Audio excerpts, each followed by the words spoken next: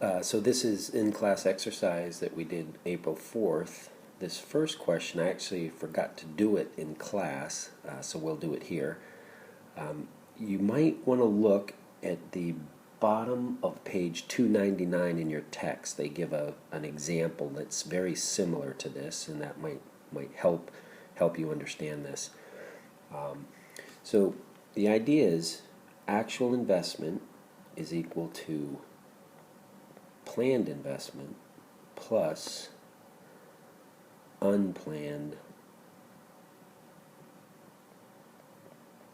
changes in your inventory.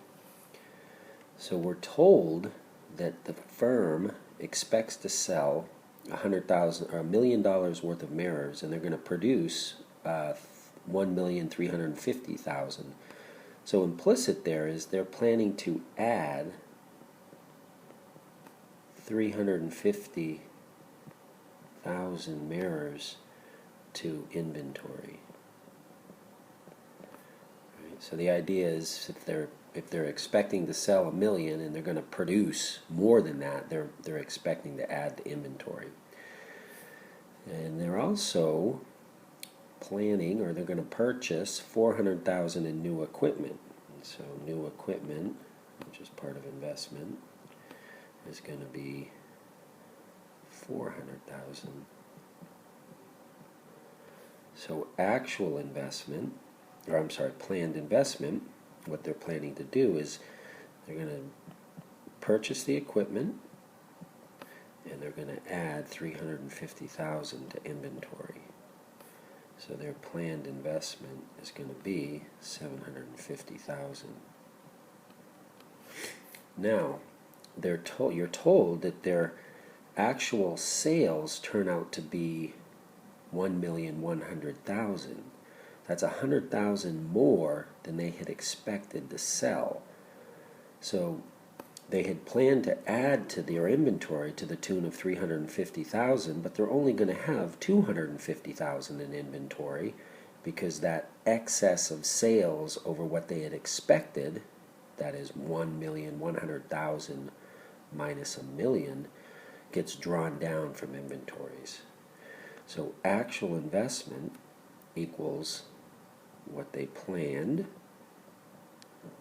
right? That's from this relationship right here.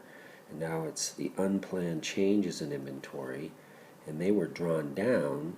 So we'll do the plus, but it's actually a plus a minus 100,000 because those inventories changed in the downward direction. So actual investment turns out to be 650,000. Okay, so now we're going to try to talk about a consumption function, and I would look carefully at the slides we did today if you have any difficulty following this, and you can also read page 296 up to 303, and that will give you some guidance if you're having trouble with this. So the first thing I'm going to do is I'm going to fill in the table, and I'm going to use the relationship that net taxes are equal to taxes minus transfers. And I've got taxes here and transfers here. So to get net taxes right there, I'm going to subtract those two columns. So that's going to give me 300. And rather than have me write 300 in every time, I'm just going to extend that down here. So net taxes is constant throughout that table.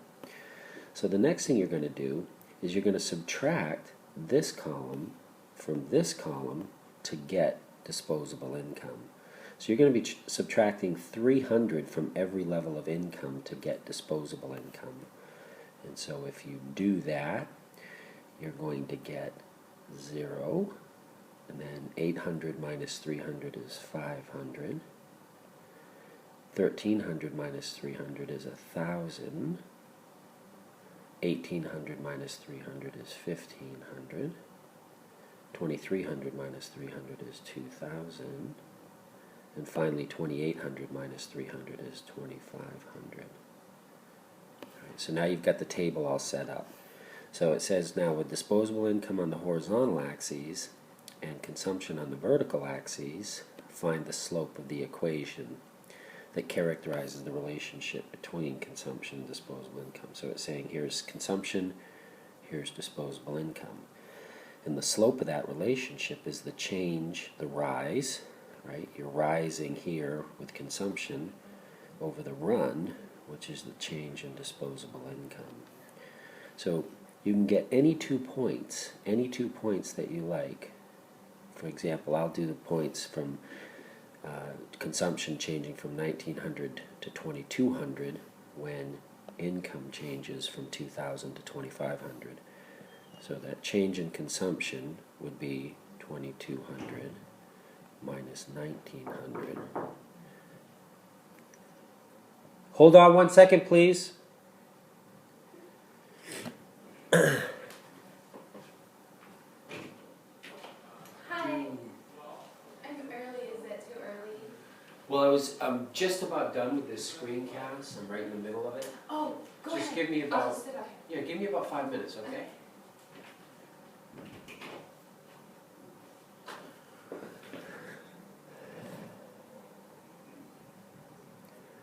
And while consumption is changing by 300, your disposable income is changing 2,500 minus 2,000.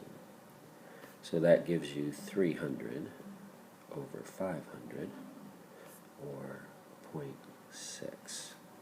So that's the slope of the consumption function. Now the vertical intercept, what you want to ask is vertical intercept, right? So that's happening right here. Vertical intercept is somewhere on this axis, and that happens when disposable income is 0. So if disposable income is equal to 0, well, that implies that consumption is equal to, well, here's 0 disposable income, and that tells you consumption is equal to 700.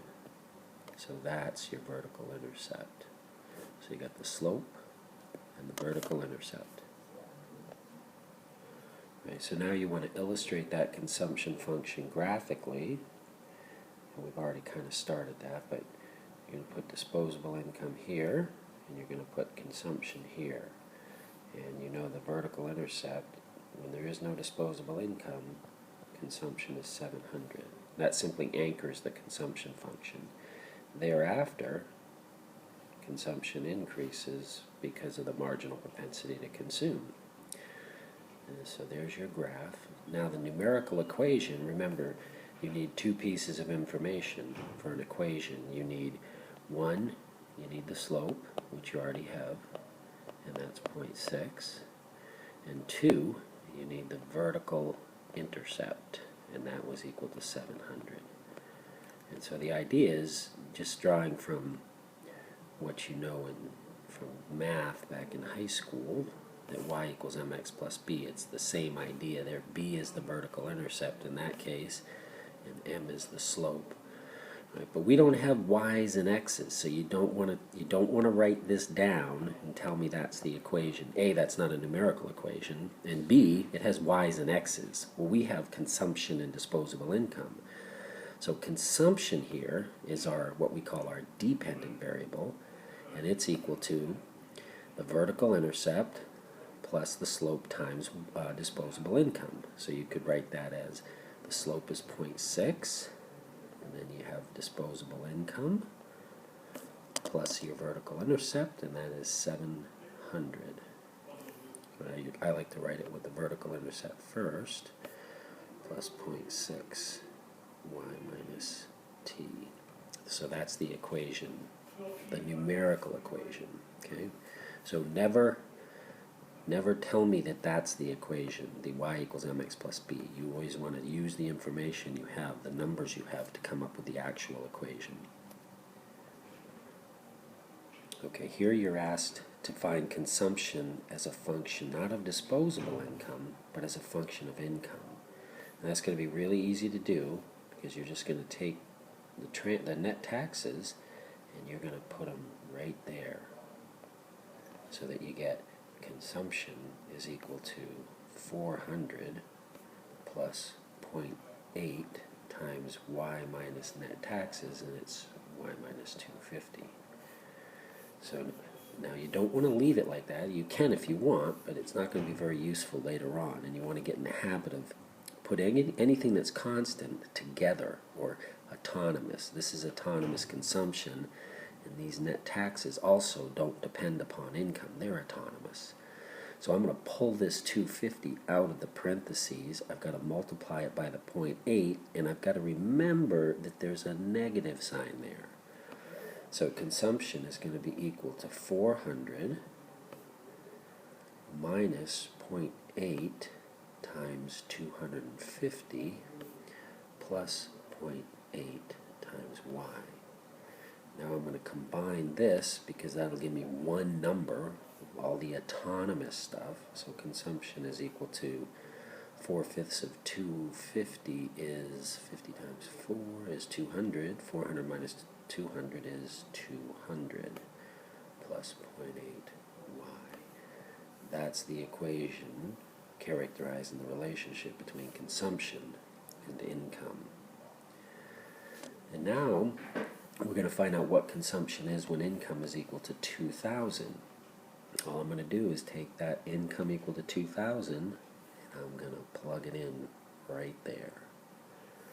So consumption is equal to 200 plus 0.8 times 2,000, which is equal to 1,600 plus 200 is 1,800. So that's what consumption is when income is equal to 2,000.